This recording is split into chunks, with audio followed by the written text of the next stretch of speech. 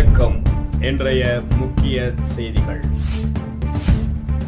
பாரதிய ஜனதா கட்சியின் சார்பாக மத்திய பட்ஜெட் விளக்க தெருமுனை பிரச்சார கூட்டம் தேனியில் நடைபெற்றது.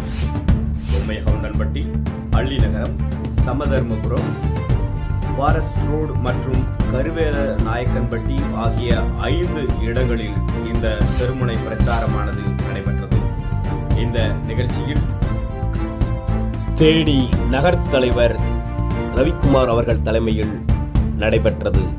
கட்சியின் மாவட்ட தலைவர் திரு பி ராஜபாண்டியன் அவர்கள் சிறப்புரை ஆற்றி சிறப்பித்தார். தமிழகத்தில் இந்திய திணிக்க வருது அப்படின்னு சொல்லி வராங்க. புரியும்.